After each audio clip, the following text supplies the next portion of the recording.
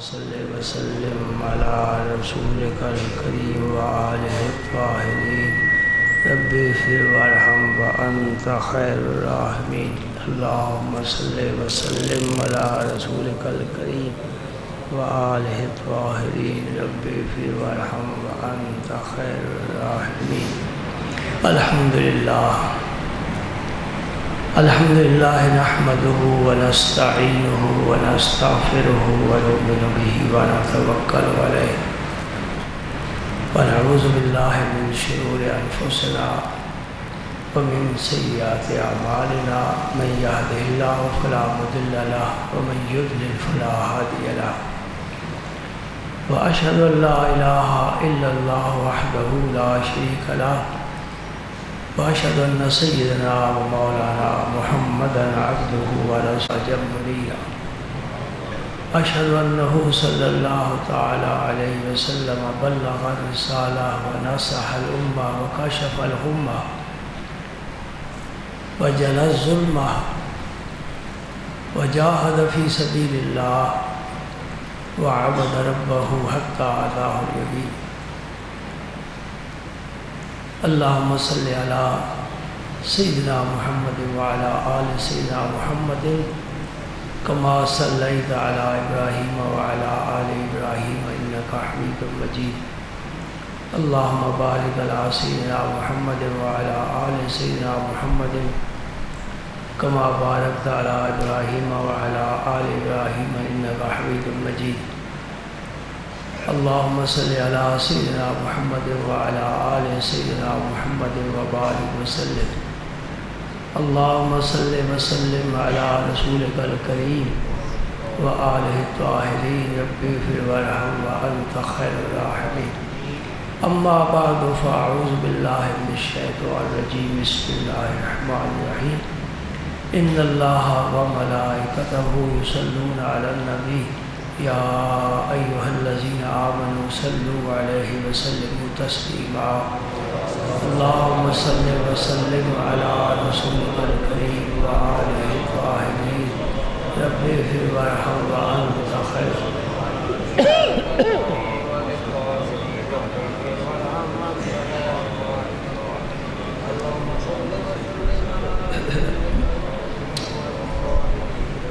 منبر پر بیٹھنا بہت آسان بھی ہے، بہت مشکل بھی ہے۔ یہ منصب بڑا عالی ہے۔ اگر اس ذات پاک کو دیکھا جائے جس پر قرآن نازل ہوا اور وہ منبر پر جلوہ افروز ہو کر قرآن پاک لوگوں کو سنایا کرتے تھے، پھر تو بڑی ندامت ہوتی ہے۔ کہاں وہ کہاں ہم، کوئی نسبت ہی نہیں، چہ نسبت خاک را با عالم پاک، ایک ذرہ کہاں ایک آفتاب کہاں، زمین کہاں آسمان کہاں، حقیقت کہاں مجاز کہاں۔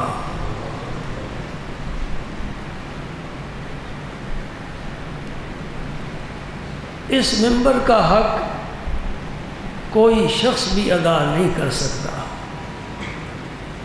منبر پر بیٹھنے والے کے لیے ضروری ہے کہ وہ اپنے اللہ کریم کی حمد و ثنا کرے۔ جب بندہ ناقص ہے، کامل ذات کی حمد کامل کیسے کر سکتا ہے؟ حمد کرنے میں بھی ہم کمزور ثابت ہوئے۔ اللہ تعالیٰ کی کما حقہ ہم حمد نہیں کر سکتے، تعریف تو کر سکتے ہی نہیں، اس لیے کہ منطقی کہتے ہیں تعریف اس چیز کی جاتی ہے جس کی کنو معلوم ہو۔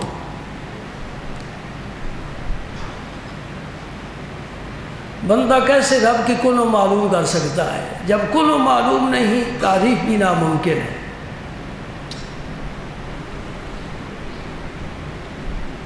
پھر حضور نبی کریم صلی اللہ علیہ وسلم کی حمد و ثنا یہ بھی بندہ مومن کا فریضہ ہے، اس میں بھی عاجز آ گیا۔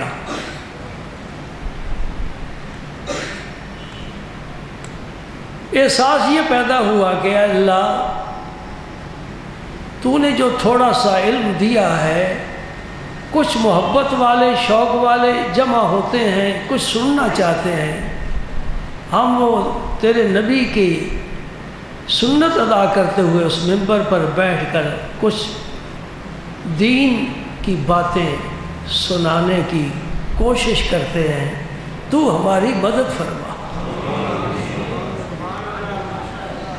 اللہ تعالیٰ کی مدد شامل حال ہو، پھر ابابیل بھی چھوٹی سی کنکری کے ساتھ ہاتھی کو مار سکتا ہے۔ اگر اللہ تعالیٰ کی تائید شامل حال ہو تو 313,000 کو شکست دے سکتے ہیں۔ کم من فئۃ قلیلۃ غلبت فئۃ کثیرۃ بإذن اللہ۔ اللہ کی مدد شامل ہو تو اللہ کا پیغمبر مٹی سے چمگادڑ بنا کر پھونک مارے تو وہ اڑ سکتا ہے۔ یہ بنی اسرائیل کے آخری پیغمبر ہے حضرت عیسیٰ علیہ السلام۔ ہم نے گزشتہ جمعے کی گفتگو سے اپنا تعلق جوڑ لیا، اب آگے چلتے ہیں۔ عیسیٰ علیہ السلام نے بنی اسرائیل کو کہا کہ میں مٹی کا پرند بناتا ہوں، پھر اس میں پھونکتا ہوں، فَأَنفُخُ فِيهِ، یہ متکلم کا صیغہ ہے، میں پھونک مارتا ہوں، فَيَكُونُ طَيْرًا، وہ پرندہ بن جائے گا، اڑنے والا بن جائے گا، میرے پھونک سے نہیں، بِإِذْنِ اللہ، اللہ کے اذن سے۔ میری آنکھ دیکھتی ہے، میرے کان سنتے ہیں، میں دیکھتا ہوں، میں سنتا ہوں، کہتے ہیں میں پکڑتا ہوں، میں چلتا ہوں، میں سوچتا ہوں، میں یہ کرتا ہوں، تو کیا ہے؟ رب کا اذن نہ ہو، یہی آنکھ ہوتی ہے دیکھتی نہیں، یہی کان ہوتے ہیں سنتے نہیں۔ جب جسم سے روح نکل جائے سب کچھ ہوتا ہے، کچھ بھی نہیں ہوتا، سب کچھ ہونے کے باوجود کچھ نہیں ہوتا۔ مسئلہ یہ ذہن نشین کرنا چاہیے، جو کچھ ہے میرا اللہ ہی ہے۔ اس لیے حکم ہے، شریعت اسلامیہ کا بڑا بہترین ضابطہ ہے، مستقبل کے بارے میں آپ کچھ کرنا چاہتے ہیں، ارادہ ہے تو انشاءاللہ ضرور کرو۔ لا تقولن لشیء انی فاعل ذلک غدا الا ان یشاء اللہ، میں کروں گا اگر اللہ نے چاہا، یہ ضرور کہنا چاہیے۔ لیکن مستقبل جو ماضی میں کام ہو چکا ہے نا، اس کے لیے انشاءاللہ نہیں۔ میں لاہور گیا تھا، انشاءاللہ یہ مومل سا جملہ بن جاتا ہے، میں جاؤں گا حج پر انشاءاللہ اگر میرے رب نے چاہا۔ یہ بات یاد رکھیں، اور یہ آج سے اپنی زندگی کا اس گویا حکم کو وظیفہ بنا لیں کہ میں یہ کام کروں گا انشاءاللہ، ورنہ کچھ بھی نہیں۔ اس زمانے میں طب اپنے عروج پر تھی، جیسا کہ اس دور میں جتنے علاج کے طریقے ہیں وہ اپنے عروج پر ہیں۔ دیسی طریقہ بھی موجود ہے، ایلوپیتھی بھی ہے، ہومیوپیتھی۔ لیکن جو یہ پیغمبر کام کر رہا ہے نا، آج کی سائنس کی دنیا میں یہ کام مشکل ہے۔ کوئی بڑے سے بڑا سائنسدان کوئی جہاز بنا کر تو اڑا سکتا ہے، چمگادڑ بنا کر، مکھی بنا کر، مچھر بنا کر، چڑیا بنا کر نہیں اڑا سکتا۔ اللہ کے نبی نے یہ کام کر کے دکھایا، اور اس لیے دکھایا تاکہ تمہارے دلوں میں میری صداقت بیٹھ جائے، اور جب نبی کی صداقت بیٹھ جائے گی تو پھر اللہ تعالیٰ اپنے رحمت کے دروازے کھول دے گا۔ پہلے نبی کو ماننا ہوتا ہے، نبی کے لائے ہوئے پیغام کو ماننا ہوتا ہے، اور پھر نبی کہتا ہے کہ میرا خالق اللہ ہے، پھر ہم بن دیکھے کہتے ہیں اللہ تو ہمارا خالق و مالک ہے، رازق ہے، محیی ممیت ہے، حی قیوم ہے، لا زوال ہے، باقی ہے، دائم ہے، کبھی فنا نہیں، جسم سے پاک، جسمانیات سے پاک، جہد سے پاک، زوال سے پاک، اللہ اکبر، یہ اللہ ہے، محدود نہیں، غیر محدود ہے، ممکن نہیں، واجب الوجود ہے، حادث نہیں، قدیم ہے، اور ساری کائنات کے ذرے ذرے کا ہر وقت تفصیلی علم رکھنے والا ہے۔ افریقہ کے جنگل میں مکھی اڑی ہے، چڑیا اڑی ہے، کتنے پر مارے، کہاں سے چلی کہاں بیٹھی، میرے رب کے علم میں ہے۔ پاکستان میں ہوا کا جھونکا آیا، پاکستان میں ہوا کے جھونکے نے کتنے درختوں کے پتوں کو گرایا، میرے رب کے علم میں ہے۔ ہم پانی استعمال کرتے ہیں، کتنا پانی زمین میں جا رہا ہے، میرے اللہ کے علم میں ہے۔ سمندروں، دریاؤں، چشموں کا پانی کتنا ہے، وزن کرو، کوئی سائنسدان نہیں کر سکتا، رب کے علم میں ہے کہ کتنے پانی کا وزن ہے۔ سمندروں میں، دریاؤں میں مچھلیاں کتنی ہیں، رب جانتا ہے، ان مچھلیوں کی قسمیں کتنی ہیں، کیا کھاتی ہیں، رب خوراک پہنچاتا ہے، ان کے انڈے کتنے ہیں، بچے کتنے لیں گے، رب جانتا ہے، میں کتنے سانس لوں گا مجھے نہیں پتا، میرے رب کے علم میں ہے۔ عقیدہ ہے نا، ایمان ہے، اور یہی موحد ہونے کی نشانی ہے، یہی مسلمان کی شان ہے، یہی ایمان ہے۔ میں 7 بند کمروں کے اندر تالے لگا کر جو بات کرتا ہوں، جو کام کرتا ہوں، اندھیرا ہے، تاریکی ہے، میرا رب جانتا ہے۔ عقیدہ بنا لو اور اس عقیدے کو عمل میں شامل کر لو تاکہ ہاتھ کانپ جائیں، وہ دیکھ رہا ہے، جسے ہم نہیں دیکھ رہے وہ دیکھ رہا ہے۔ عقیدے میں شامل ہے، اس عقیدے کو عمل میں بھی شامل کر لو تاکہ کوئی ایسا غلط کام کرتے وقت جسم پر لرزہ طاری ہو جائے، وہ دیکھ رہا ہے۔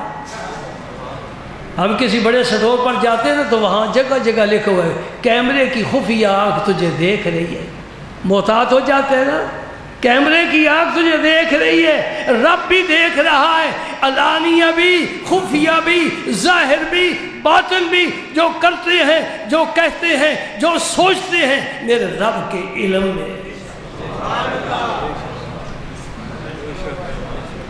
دوسرا کام بڑا ہے جی، وَأُبْرِئُ الْأَكْمَحَ وَالْأَبْرَصَ، میں 2 قسم کی بیماریوں کا علاج کرتا ہوں، آج کوئی ڈاکٹر نہیں کر سکتا۔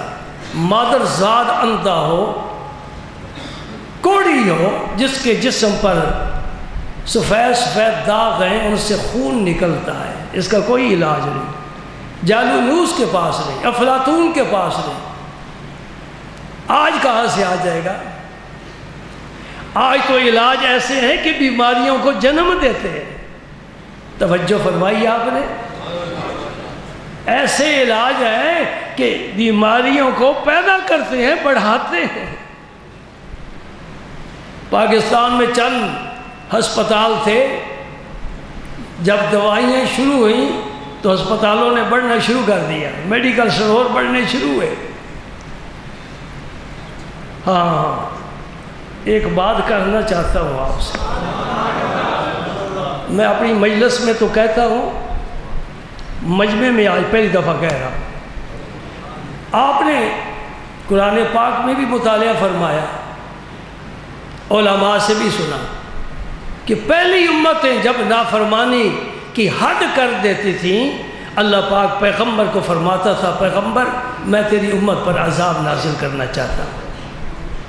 پڑھا ہے نا، نوح علیہ السلام کی امت کا ایک فرق بھی دنیا میں نہیں ملے گا، لوط علیہ السلام کی ساری امت کو رب نے تباہ و برباد کر دیا، صالح علیہ السلام کی امت اللہ حاضر کے آس آئے نا عذاب، بعض کو پانی زمین سے بھی آسمان سے بھی پانی برسان، پانی نکلا، غرق ہو گئے، بڑے بڑے اونچے پہاڑ، درخت، فلک بو سے مارتے پانی میں غرق ہو گئی، مخلوق ساری تباہ و برباد ہو گئی۔ اس لیے حضرت نوح کو آدم ثانی کہتے ہیں، پھر ان سے نسل انسانی چلی، وہ گنتی کے افراد جو کشتی میں لے کر سلامتی سے پار پہنچے اللہ کے امر سے، یہ سارے اس وقت انسان، یہ وہ نوح علیہ السلام کی اولاد ہے۔ نوح علیہ السلام کو آدم ثانی کہتے ہیں، یہ دوسرا آدم ہے، پہلے آدم کی نسل ختم ہو گئی۔ لوط علیہ السلام کی قوم نے کیا جرم کیا؟ ایک ہی جرم آپ کے علم میں ہے۔ اللہ پاک نے جبریل کو بھیجا، جاؤ جس خطے پر یہ قوم آباد ہے نا، وہ خطہ زمین کا پورا اٹھا کر آسمانوں پر لے آؤ۔ جبریل نے اٹھا لیا، طاقت ہے نا۔ ایک پر جبریل نے زمین کا سارا علاقہ بما آبادی کے، بما مکانات، شہروں کے، رہائشوں کے، جبریل نے زمین سے اٹھا لیا۔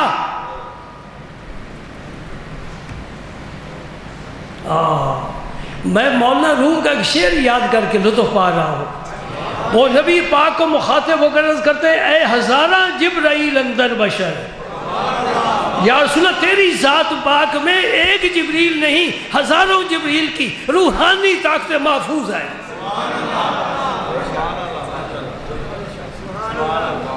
دیکھا نا، شراب پرانی ہے تو نشہ بڑا آتا ہے۔ یہ پرانی شراب ہے مولا روم کی، جس نے اقبال کو بھی مست کر دیا تھا۔ ہم وہ مستی چاہتے ہیں، دمادم مست کلندر نہیں چاہتے۔ مستی وہ چاہتے ہیں جس میں رب کی محبت ہو، رسول اللہ کی محبت ہو، اور سر سجدے میں جانے کے لیے مجبور ہو۔ ہم اس مستی کے طالب ہیں۔ یاد رکھیں میری بات، یاد رکھیں، مستی وہ ہے کہ تلواریں چلیں، سر کٹیں، اور دلوں میں محبت مصطفیٰ قائم رہے۔ یہ صحابہ کرام کو ملی، تابعین کو ملی، تبع تابعین، امت کے اولیاء کو ملی۔ فرماتے اے ہزارہ جبرائیل اندر بشر، ہزاروں جبریلی طاقتیں تیری ذات پاک میں محفوظ ہے۔ آگے سنو، بحر حق سوئے غریباں یک نظر، اپنے رب کے تو فعل ہے، ہم غریبوں کی طرف بھی ایک نظر اٹھا کر دیکھ لو۔ کہتے ہیں نظر میں کیا رکھا ہوا ہے؟ ہم نے کہا کہ بعض ایسے لوگ ہوتے ہیں جن کی نظر جدھر جاتی ہے، توجہ کرنا، جن کی نظر جدھر جاتی ہے میں خانے آباد کر دیتی ہے۔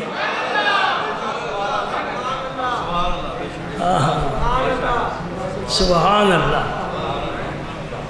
اے ہزاراں جبرائیل اندر بشر، بحر حق سوئے غریباں یک نظر۔ تو جبریل امین نے زمین کا ٹکڑا اٹھایا اور ساری امت کو لے کر آسمانوں پر، رب نے کہا اب اس کو الٹ دو،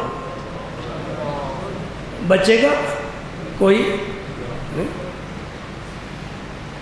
ایک جرم کی وجہ سے، کم تولنا، ایک جرم، اس وجہ سے کسی قوم کو عذاب آیا۔ 1.25 لاکھ نبیوں کی امتیں گزری ہیں، ان کے سارے عیب، سارے جرم، سارے قصور اکٹھے کر کے اس امت کے دامن میں شیطان نے رکھ دی۔ جی سود کھایا جا رہا ہے نا، آپ معاشرے میں رہتے ہو، میں تو الگ تھلگ ہوں، مجھے کوئی پتہ نہیں، پوچھ رہا ہوں۔ سودی کاروبار عام ہے، رشوت لینے والے لے رہے ہیں، دینے والے دے رہے ہیں، ٹھیک ہے۔ جوا، شراب، صبح نماز میں کتنے نمازی ہوتے ہیں، کتنی آبادی ہے شہر کی، محلے کی، مسجد میں کتنے لوگ آتے ہیں، روزے کتنے رکھتے ہیں، حج امیروں پر فرض ہے کتنے جاتے ہیں، دین کی کیا خدمت کر رہے ہیں، اللہ حاصل کیا سوچتے چلے جاؤ۔ سچ بولنے والے تھوڑے ہیں کہ جھوٹ بولنے والے، غیبت کرنے والے، مکر فریب۔ اللہ، اس امت پر کوئی عذاب نہیں آیا، نہ پتھروں کی بارش ہوئی، نہ زمین الٹی، نہ پانی کا عذاب آیا، نہ کوئی چیخ چنگھاڑ کی آواز آئی، نہ ہوا چلی جیسے قوم عاد پر ہوا چلی اور ساری قوم کو تباہ و برباد کر دیا۔ کوئی عذاب نہیں آیا، ہم ٹھیک ٹھاک کل بھی تھے، پرسوں بھی تھے، آج بھی ہیں، انشاءاللہ کل بھی ٹھیک ٹھاک اٹھیں گے، کاروبار کریں گے، کوئی عذاب تو نہیں ہے۔ عذاب ہے، میں وہ اس کے لیے یہ بات کر رہا ہوں۔ عذاب کیا ہے؟ اللہ پاک نے ہمارے گناہوں کی وجہ سے ہماری سوچ کو مسخ کر دیا ہے، ہماری صحتوں کو برباد کر دیا ہے، ہمارے گھر کا سکون تباہ و برباد کر دیا ہے، نفاق آ گیا ہے، محبت ختم ہو گئی ہے، رشتہ داروں کے ساتھ جو درمیان میں ایک تعلق تھا رشتہ داری کا وہ ٹوٹ چکا ہے، بیٹا باپ کو پسند نہیں کرتا، شوہر بیوی کو پسند نہیں کرتا، بیوی شوہر سے طلاق کا مطالبہ کر رہی ہے، پڑوسی سے جھگڑا ہے، بھائی بھائی سے تقسیم کا جھگڑا ہے، اللہ اکبر، یہ کیا ہو رہا ہے؟ اور بیماریاں، اے جتنے بیٹھے ہو اگر تم میں سے کوئی صحت مند ہے تو اللہ کا شکر ادا کرے، جمعے کے بعد 2 نفل شکرانے کے پڑھے، ہر آدمی کوئی نہ کوئی دوائی استعمال کر رہا ہے، یہ عذاب ہے اس امت پر اور ہم سمجھ نہیں رہے۔ نوح علیہ حضرت عیسیٰ علیہ السلام نے فرمایا کہ جو مادر زاد اندھا ہو نا، ماں کے پیٹ سے ہی اندھا آیا، ہاتھ پھیر دیتے تھے آنکھوں پر، بینائی آ جاتی تھی، کوڑی جسم پر ہاتھ پھیر دیتے تھے، فوری طور پر جسم کی بیماری ختم ہو جاتی تھی۔ اور آخری کیا ارشاد گرامی ہے پیغمبر کا، فرماتے ہیں وَأُنَبِّئُكُم بِمَا تَأْكُلُونَ وَمَا تَدَّخِرُونَ فِي بُيُوتِكُم، جو تم کھا کر میرے پاس آئے ہو میں وہ بھی تمہیں بتا دیتا، اور جو تم نے گھروں میں کل کے لیے رکھا ہے میں وہ بھی بتا سکتا ہوں۔ جی یہ قرآن پاک میرے ہاتھ میں سورہ آل عمران ہے اور پارہ 30 ہے، یقین ہے نا؟ آپ کیا کھرکا ہے، کسی کا معدہ خالی ہے، مجھے کوئی پتہ نہیں، میرے بارے اتنے لوگ جمع ہو کر بھی کچھ نہیں بتا سکتے، کیا کھایا ہے، جمعے کے بعد کیا کھانا ہے، تو بتا سکتا ہے نہیں، جو بتائے وہ نبی ہے، نہ بتائے پھر تیرے میری طرح ہے، یہ فرق ہے، یہ سمجھیں۔ کیوں کہتے ہیں غیب کا علم نبی کو رب نہیں دیتا؟ رب غیب کا علم نہ دے تو نبی بن سکتا ہی نہیں ہے، کیونکہ نبوت غیب سے آتی ہے، وہی غیب سے آتی ہے، فرشتہ خود غیب ہے، غیب سے آتا ہے۔ اگر نبی کا غیب کے ساتھ تعلق نہیں، نہ اسے یہ پتا ہے کہ یہ جبریل ہے، نہ اسے یہ پتا ہے یہ خدا کا پیغام ہے۔ بات سمجھے نہیں سمجھے؟ نہیں سمجھے، ذوق نہیں پیدا ہوا، یہ صرف میں ہی ذوق میں بیٹھا رہوں گا؟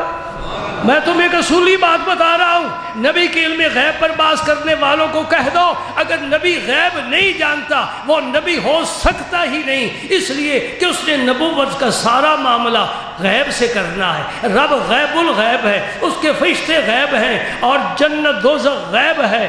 رب کے نبی نے بتایا نا تمہیں، میں دیکھ کر آیا ہوں، رب کو دیکھا ہے، جنت کو دیکھا ہے، دوزخ کو دیکھا ہے، حوروں کو دیکھا ہے، غلمانوں کو دیکھا ہے، اور جنت میں محلات دیکھے ہیں، اور یہ بھی دیکھا ہے کہ یہ محل کس کا ہے، وہاں ایک حور وضو کر رہی ہے، یہ بھی میرے نبی کو پتہ ہے یہ حور عمر فاروق کی ہے۔ کوئی قرآن پڑھ رہا ہے میرے نبی نے وہ سنا ہے جنت میں، کوئی چل رہا ہے اس کے قدموں کی آہٹ سنیے میرے نبی نے، سبحان اللہ۔ موسیٰ علیہ السلام سے ملاقات ہوئی، یہ بھی غیب میں ہے، سارے نبی غیب میں چلے گئے، ان سب سے ملاقاتیں ہوئی، گفتگو ہو رہی ہے، حضور نے سب کو دیکھا ہے، پہچانا ہے، ان کا حلیہ بتایا، عیسیٰ علیہ السلام کیسے تھے، موسیٰ علیہ السلام کیسے تھے، ان کے بال کیسے تھے، ان کا رنگ کیسا تھا، ان کا قد کتنا تھا، میرے نبی نے ایک ایک بات اپنی امت کو بتائی۔ یہ نمازیں کہاں سے فرض ہوئی؟ غیب میں، عالم غیب میں نمازیں فرض ہوئی ہیں، اس دنیا میں نماز کا حکم آیا ہی نہیں ہے جی۔ اور پہلے 50، پھر 5 ماہ 45، پھر 5 ماہ 40، میرے نبی جاتا رہا آتا رہا، 5 کی معافی ملتی رہی، سبحان اللہ سبحان اللہ۔ دھرنا نہیں دیا، رب نے مان لیا، رب نے مان لیا۔ پیارا ہے نا، پیارے لوگوں کو دھرنا مارنے کی ضرورت نہیں ہوتی۔ اور میں بتاؤں ایک بڑی اچھی شاہراہ نکل گئی، وہ محبت کی شاہراہ، اس پر چلو سارے مسئلے حل ہوتے جائیں گے۔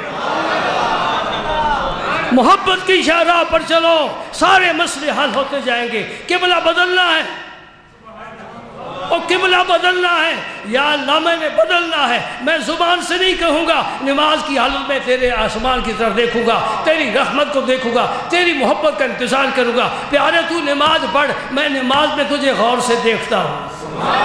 فَإِنَّكَ بِأَعْيُنِنَا، تو میری نظروں میں ہوتا ہے۔ وَتَقَلُّبَكَ فِي السَّاجِدِينَ، رات کو جب تم اپنے سجدہ کرنے والوں کے درمیان، اپنے غلاموں کے درمیان چلتے پھرتے ہو، میں اس وقت بھی تمہیں دیکھ رہا ہوں۔ إِنَّ رَبَّكَ يَعْلَمُ أَنَّ تَقُومُ أَدْنَىٰ مِنْ ثُلُثَيِ اللَّيْلِ، رات کو اٹھتے ہو تمہارا اٹھنا بھی میں دیکھ رہا ہوتا ہوں۔ یہ محبت کی بات ہے۔ نماز کی حالت میں میرے نبی نے سر ناز اوپر اٹھایا، ہم نہیں اوپر اٹھا سکتے۔ کہاں دیکھتے ہیں؟ سجدے والی جگہ پر۔ ہمیں حکم ہے سجدے والی جگہ پر دیکھو۔ نبی نے یوں دیکھا، پھر یوں دیکھا، پھر یوں دیکھا۔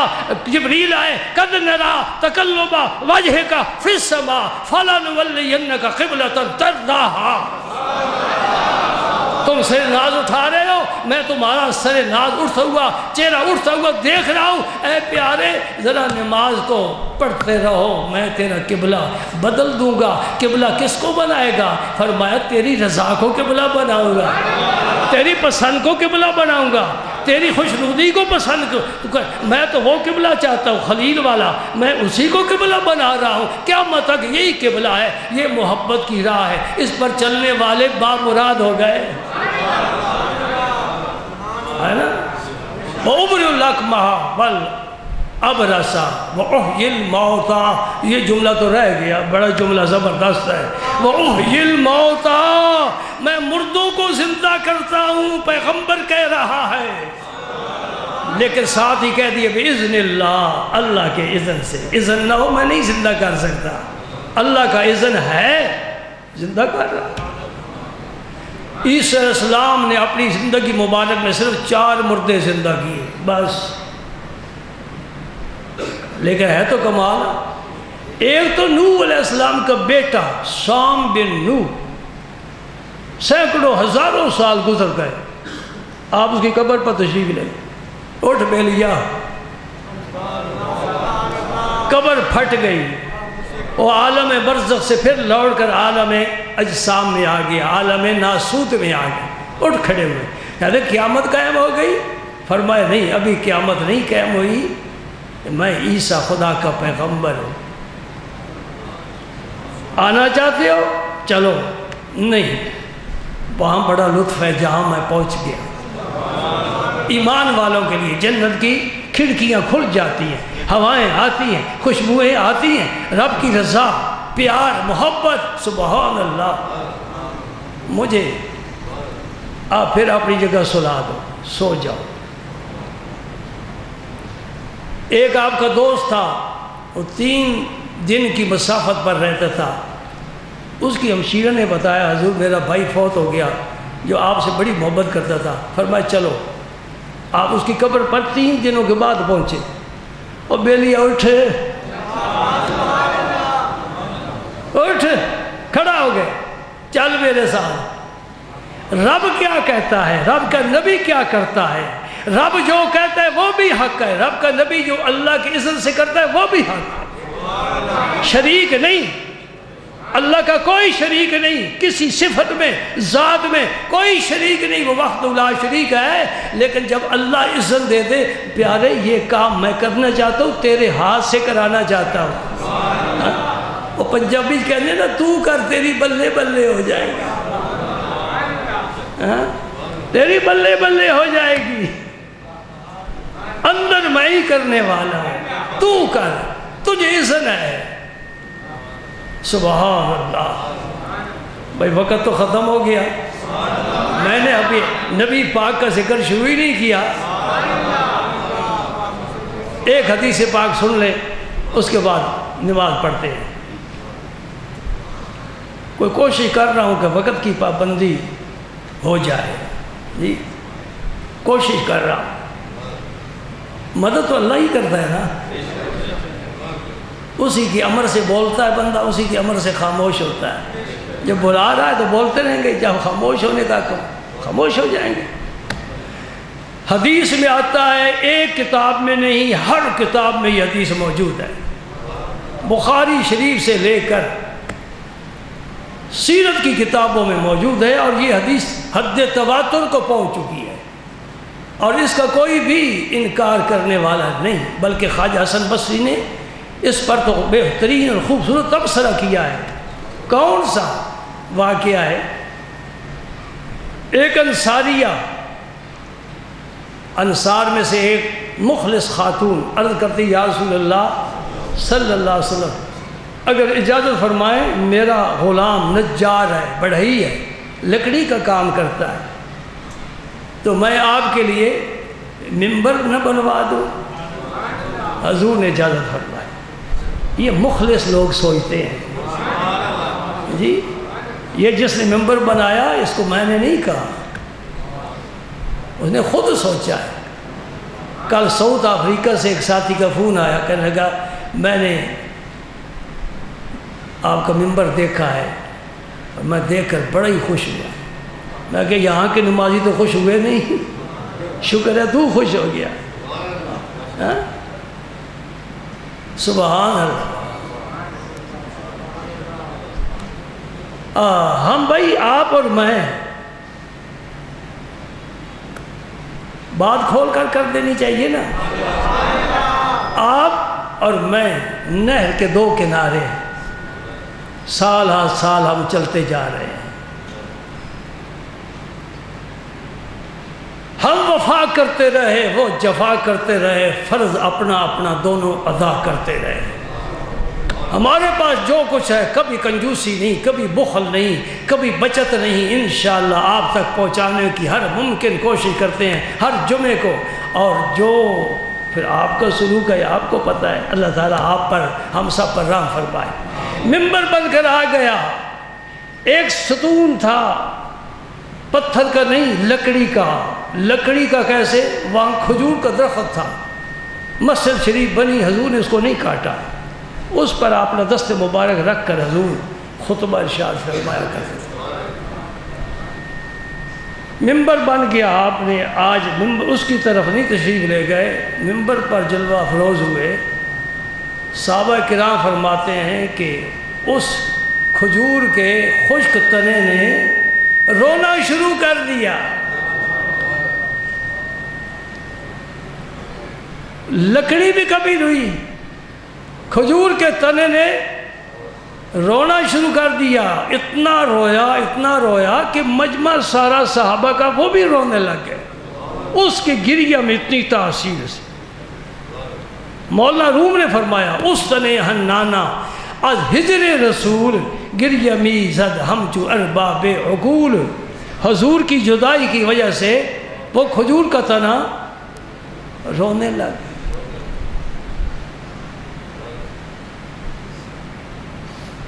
ایک روایت میں آتا ہے کہ حضور نے اس کو اپنے قریب بلا لیا، وہ تنا قریب آ گیا۔ ایک روایت آتا ہے کہ حضور نے اپنا خطبہ چھوڑ کر ممبر سے اتر کر خود تشریف لے گئے اس تنے کے پاس اور اس کو اپنے سینہ مبارک سے لگا لیا۔ وہ آہستہ آہستہ، جس طرح بچہ روتا ہے نا تو پھر ماں چپ کراتی ہے، وہ آہستہ آہستہ خاموش ہونے لگ گئے۔ کھجور کا تنا، خشک تنا۔ حضور نے پھر اس سے گفتگو فرمائی، یہ بخاری شریف میں موجود ہے، شفا شریف میں موجود ہے، مدارج النبوت میں موجود ہے، مواہب الدنیا میں موجود ہے، نسیم الریاض میں موجود ہے۔ کتنے حوالے چاہتے ہو؟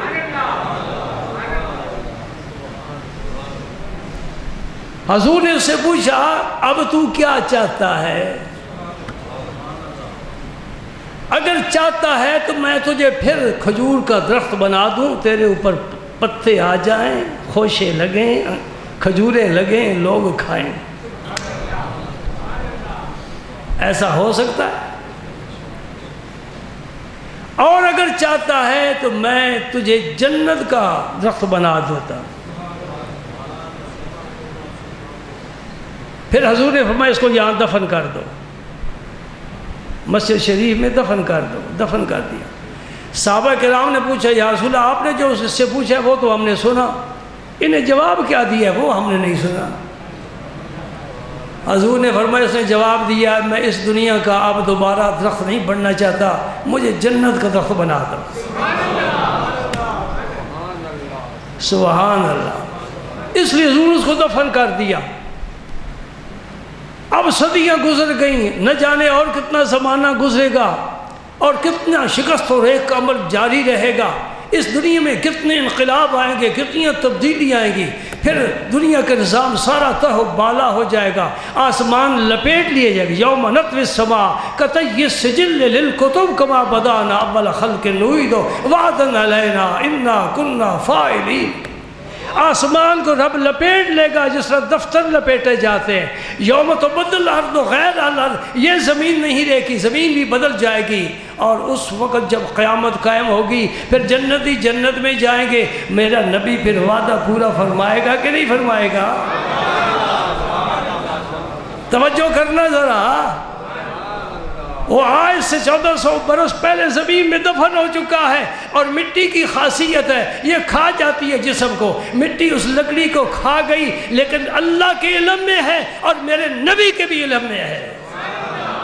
میرے رسول نے ضمانت دی ہے، میں تجھے جنت کا درخت بناؤں گا۔ رب بھی بنائے گا، میرا نبی بھی بنائے گا، بناتا رب ہی ہے، نبی کو اختیار دیتا ہے وہ جنت۔ اور حدیث میں آتا ہے اس جنت کو حضور نے اس درخت سے فرمایا تیرا پھل تاکہ صالحین کھائیں، نیک لوگ کھائیں گے، صالحین کھائیں گے، اس لیے کہ جنت میں جائیں گے صالحین، جی دوسری پارٹی کا کوئی نہیں جائے گا، صالحین اللہ کے رسول کی پارٹی کے لوگ جنت میں جائیں گے۔ کیوں؟ اللہ نے فرمایا اعدت للمتقین، میں نے جنت متقی لوگوں کے لیے تیار کیا ہے، جو تقوی کی راہ پر ساری زندگی چلتے رہے، پرہیزگار رہے، حرام سے کیا بچے، شبہ والی چیز سے بچ گئے، قیامت کے دن اللہ تعالیٰ ان کے لیے جنت کے 8 دروازے انشاءاللہ کھول دے۔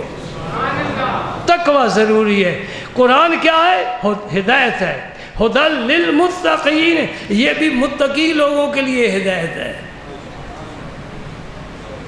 جنت بھی متقی لوگوں کے لیے، اور ولی کون ہوتا ہے؟ الاولیاء الا المتقون، اللہ کے ولی وہی ہوتے ہیں جو متقی ہوتے ہیں۔ الا ان اولیاء اللہ لا خوف علیہم ولا هم یحزنون الذین آمنوا وکانوا یتقون۔ ایمان کے بعد تقوی ایسی اعلیٰ نعمت ہے رب کی کہ اللہ تعالیٰ کی رضا اور خوشنودی حاصل ہوتی ہے۔ عیسیٰ علیہ السلام نے 4 صرف مردہ زندہ کیے، اور میرا نبی جس چیز پر ہاتھ رکھ دیتا تھا، جو چیز جسم سے مس کر جاتی تھی، وہ آب حیات کا کام دیتی تھی۔ ہاں مردے کو زندہ کیا نہیں کیا اس کی بات نہ کرو۔ ہجرت کر کے آنے والی یہ خاتون مکہ مکرمہ سے ایک اپنے نوجوان بیٹے کو ساتھ لے کر، بس میرے بڑھاپے کا سہارا ہے، یہ بچہ میری آنکھوں کا تارا ہے، میرے لیے کافی ہے۔ بچہ بیمار ہو گیا۔ حضرت جابر بن عبداللہ فرماتے ہیں رضی اللہ تعالیٰ عنہ، مختلف صحابہ سے روایت ہے، فرماتے ہیں کہ بچے نے آنکھیں بند کر دی، روح کشف سے انصری سے پرواز کر گیا، ہم نے اوپر کپڑا ڈال دیا۔ حضور نے فرمایا اس کی اماں کو جا کو بتا دو تیرا بیٹا فوت ہو گیا۔ اس کی اماں نابینا تھی، آنکھوں کا نور نہیں تھا، اور صبر سے زندگی گزار رہی تھی۔ یہی شفا خانہ ہے مدینہ پاک، یہاں نور سارے نور ملتے ہیں، لیکن جو صبر سے وقت پاس کرے اللہ تعالیٰ کو بہت پسند ہے۔ کبھی کسی نے دعا کے لیے عرض کر دی، حضور نے دعا عطا فرما دی، بینائی بھی آ گئی۔ ایسے بھی ترمذی شریف میں خود حدیث موجود ہے۔ باہر کہ وہ بوڑھی اپنا ساتھ ٹیکتی آ گئی، اپنے بچے کے پاس آ کر بیٹھ گئی۔ سبحان اللہ، منظر دیکھو، بوڑھی اماں کے پاس یہاں کچھ بھی نہیں ہے، سارا کچھ چھوڑ کر آئی۔ کیا ہے؟ اللہ کا رسول ہے، دین اسلام ہے، قرآن ہے، اور دنیاوی طور پر یہ بیٹا نوجوان ہے۔ اسے بتایا اماں تیرا بیٹا فوت ہو گیا۔ ہاتھ اٹھا دیے، میرے نبی پاس بیٹھا ہے، نبی پاس بیٹھا ہے، ہاتھ اٹھا دی، مولا کریم میں نے تیری رضا کی خاطر ہجرت کی ہے، اور میں یہ یقین رکھتی تھی کہ میرا اللہ میرے بوجھ ہلکے کرے گا۔ اے اللہ یہ بیٹا میرا بوجھ اٹھانے والا تھا، مجھ پر وہ بوجھ نہ ڈال جو میں نہ اٹھا سکوں۔ پتہ نہیں کیسے جذبات تھے، کیا الفاظ نکل رہے تھے اس خاتون کی زبان سے، میں تو ترجمہ کر رہا ہوں، اور اس میں وہ تاثیر تو نہیں نہ پیدا ہو سکتی جو اصل میں ہے۔ بڑے پیارے کلمات دعائیہ۔ اماں نے ابھی تک چہرے پر ہاتھ نہیں پھیرا، اس نے کفن کا کپڑا پھینکا ہے، اٹھ کھڑا ہوا ہے۔ اس بوڑھے سورج نے یہ منظر اپنی آنکھ سے دیکھا ہے، اب نہیں دیکھ سکے گا۔ روایت میں آتا ہے اس بچے کی پھر شادی ہوئی ہے، پھر اس کی اولاد ہوئی ہے، اور دور تک لوگ بیٹھے ہیں۔ کوئی عجیب آدمی بھی بیٹھا ہوگا نا، عجیب آدمی بھی آتے رہتے ہیں۔ عجیب وہ ہوتا ہے جو غلط سوچنے والا ہوتا ہے۔ کوئی سوچ رہا ہوگا کہ بات تو یہ کرنی والی تھی کہ نبی نے مردہ کو زندہ کیا، تو ایک بوڑھی عورت کی دعا کا ذکر کر کے مردے کو زندہ کر رہا ہے۔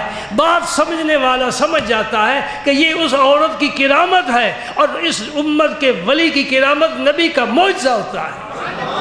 یہ حقیقت میں میرے رسول کی شان ہے۔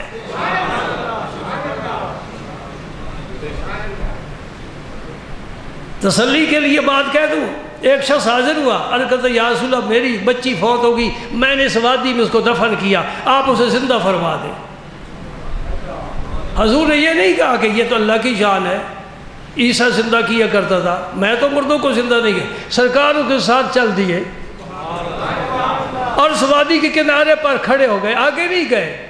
نہ جانے وہ بچی کہاں مدفون ہے، باپ کو بھی پتہ نہیں۔ حضور نے وہاں سے اس بچی کو آواز دی، بچی کو آواز دی۔ اس وادی میں نہیں ہے، وہ عالم برزخ میں ہے، وہ جہان ہی دوسرا ہے۔ جی بات مسئلہ سمجھ رہے نا، مسئلہ اور بھی حل ہو گیا۔ وہ جہان ہی دوسرا ہے، وہ مردہ ہے، نہ جانے کب سے دفن ہو چکی۔ نبی نے مردہ کو بلایا نا، اور کہہ دو نبی نے مردہ کو بلایا نا۔ اور اصل بات یہ ہے کہ وہ مردہ نہیں ہے، اس لیے کہ عالم برزخ میں ایک نئی زندگی ملتی ہے، اور اسے برزخی زندگی کہتے ہیں۔ نہیں سمجھے؟ زندہ ہے۔ حضور نے اس کو پکارا، اس نے قبر کے اندر سے کہا لبیک و سعدیک یا رسول اللہ۔ اس بچی کو کس نے پیغام پہنچایا تھا کہ یہ رسول اللہ ہیں؟ اسے کیسے پتہ چل گیا؟ معلوم ہوا اس پوری کائنات میں میرے رسول کی رسالت کا سورج پوری آب و تاب سے چمک رہا ہے، اس کی روشنی ہر جگہ پہنچ رہی ہے، خواہ عالم برزخ ہو، عالم اجسام ہو، عالم ملکوت ہو، عالم جبروت ہو، عالم لاہوت ہو، میرے نبی کی ساری شانیں بکھری ہوئی ہیں۔ یہ اللہ کی شان ہے، نبی کی شان اللہ کی شان ہے۔ حضور نے فرمایا تیرا باپ مسلمان ہو گیا، تیری ماں مسلمان ہو گئی، تو واپس آنا چاہتی ہے؟ انہوں نے کہا حضور میں جہاں پہنچ گئی ہوں میرا رب مجھ سے بڑا راضی ہے، میں یہاں خوش ہوں۔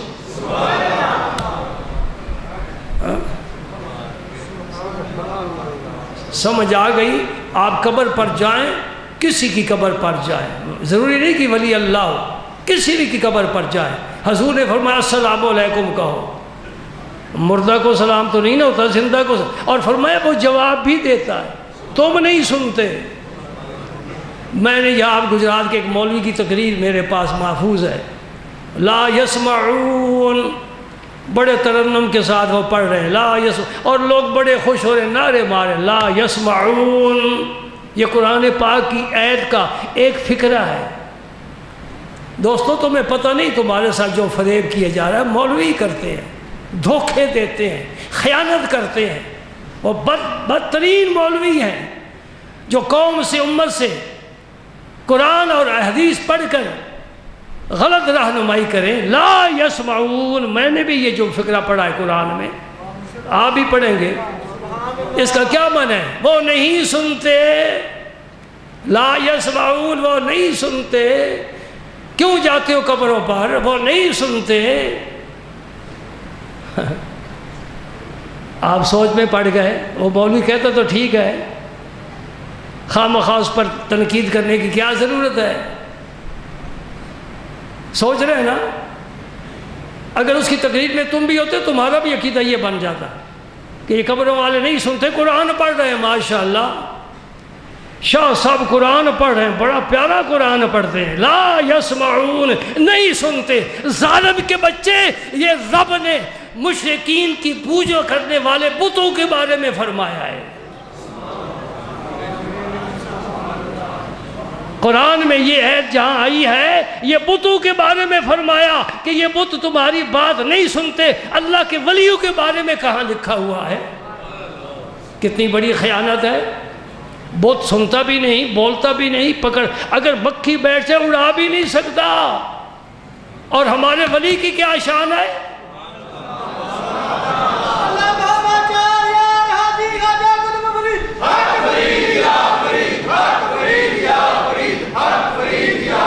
مریم نبی ہے کہ ولیہ ہے؟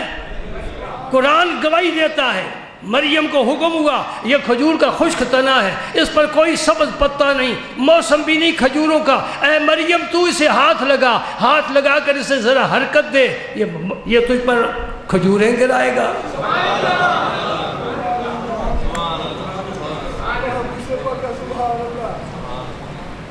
بلقیس کا تخت چاہیے، حاضر ہے جی. کتنی دیر میں؟ آنکھ بند کریں کھولیں، حاضر. ولی کی شان ہے، ولی کی شان. اچھا بات تو قبر والوں کی ہے نا، زندہ کی نہیں ہے. شاہ ولی اللہ محدث دہلوی کے سارے معترف ہیں، بڑے زبردست عالم گزرے ہیں. انہوں نے اپنے قلم سے لکھا ہے، کتاب میرے پاس ہے، کوئی گجرات کا جی، کوئی مولوی دیکھنا چاہے میں دکھا کر دوں. شاہ ولی اللہ محدث دہلوی، یہ سارے ان کے گیت گاتے ہیں. باقی بڑے عالم تھے، زبردست عالم. ان کے والد کا نام ہے شاہ عبد الرحیم. دہلی میں ان کے مزارات پر حاضری دے کر آیا ہوں. شاہ ولی اللہ صاحب نے اپنے والد کے نام پر وہاں مدرسہ قائم کیا، مدرسہ رحیمیہ، ساتھ ہی مزارات ہیں. اور مزے کی بات ہے، اس مسجد میں جو استاد پڑھا رہے تھے موطا امام مالک، یہ حدیث کی کتاب ہے. میں بھی وہاں جا کر بیٹھ گیا تو وہ میری طرف متوجہ ہوئے، آپ کہاں سے؟ آئے؟ پاکستان سے آئے ہو. مجھے پتہ ہے یہ قبروں پر آنے جانے کے قائل نہیں. میں نے کہا یہاں مزارات پر حاضری دینے کے لیے میں پاکستان سے آیا ہوں. تو گجرات سے لاہور جانے نہیں دیتا نا کہ دادا کے مزار پر یہ جانا ناجائز ہے. ہم پاکستان سے صرف مزارات کی حاضری کے لیے آئے ہیں. میں نے پھر ایک مسئلہ پوچھ لیا.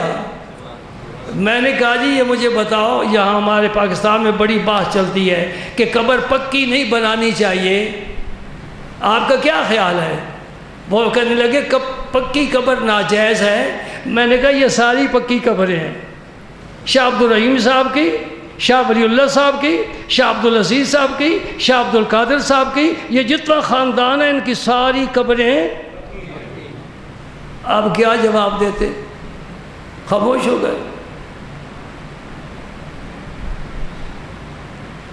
شاہ ولی اللہ نے لکھا ہے کہ میرے والد گرامی نے مجھے بتایا کہ میرے ہاں بیٹے پیدا ہوتے تھے، فوت ہو جاتے تھے. سن رہے ہیں؟ نام یاد رکھیں. شاہ عبد الرحیم والد ہیں، شاہ ولی اللہ ان کے بیٹے ہیں، بعد شاہ عبد الرحیم صاحب کی ہے، اور لکھنے والے ان کے صاحبزادے ہیں.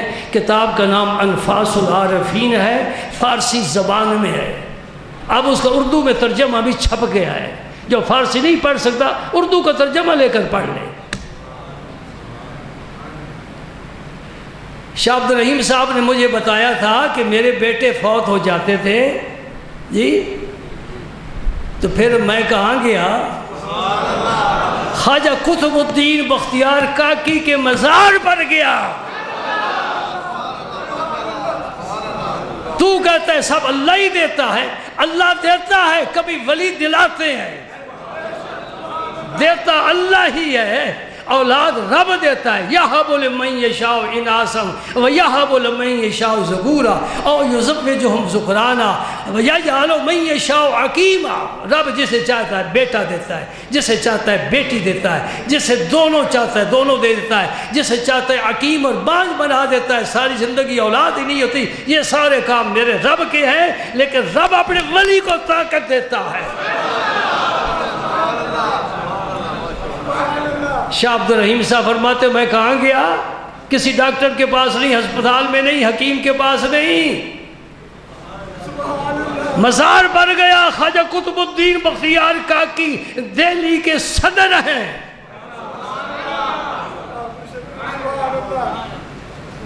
بتایا مسئلہ، اور دہلی کا وزیر اعظم خواجہ نظام الدین اولیاء ہے۔ پاکستان کے پوچھنا چاہتا ہوں، وہ بھی بتا دیتا ہوں۔ پاکستان کے صدر داتا علی حجویری ہیں، اور وزیر اعظم خواجہ فرید الدین گنج شکر ہے۔ یہ خفیہ نظام ہے، خفیہ نظام۔ وہاں دھاندلی وغیرہ نہیں، وہاں دھرنے نہیں، ہڑتالیں نہیں، احتجاج نہیں، جی سڑکیں بلا نہیں، وہ اور نظام ہے، اور بڑا خوبصورت نظام ہے۔ وہ کیا نظام کرتا ہے؟ ان کے دروازے پر جاؤ، کہو میرا دل گندا ہے، کہا آ بیٹا میں ہم بیٹھے اس لیے تیرا دل صاف کر دیتے ہیں۔ دھوبی کپڑا کیا صاف کرے گا؟ نان بھائی برتن کیا صاف کرے گا؟ بیوی مکان کیا صاف کرے گی؟ دل کا جھاڑو، لا الہ الا اللہ کا جھاڑو دے کر محمد الرسول اللہ کا چھڑکاؤ کر کے دیتے، چلو جاؤ۔ میں خواجہ قطب الدین بختیار کاکی دربار پر حاضر ہوا، اور وہاں جا کر میں نے فاتحہ شریف پڑھی، پھر ہاتھ اٹھائے دعا کے لیے۔ میرے دونوں ہاتھوں میں چھوٹے چھوٹے 2 ہاتھ نکلے۔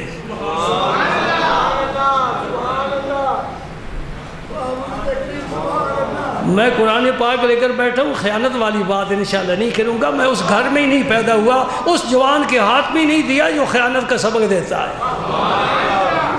ہمارا کوئی مدرسہ ہی نرالا ہے، ہم باپ دادے والے ہیں، ان مولویوں کو کوئی پیچھے نہیں ہے۔ ذرا بازی کی طرف چلیں، کسی کا باپ لکڑیاں کاٹا کرتا تھا، کسی کا لوہاروں والا کام کرتا تھا، یہاں کر یہ علامہ صاحب بن گئے۔ الحمدللہ پیچھے جا کر دیکھ میرا ماضی، انشاءاللہ تجھے چمکتا دمکتا نظر آئے گا۔ میں گجرات میں آ کر نہیں صاحبزادہ بنا، گجرات والوں نے مجھے نہیں صاحبزادہ بنا، مجھے میرے پیر سیال نے صاحبزادہ بنا کر بھیجا۔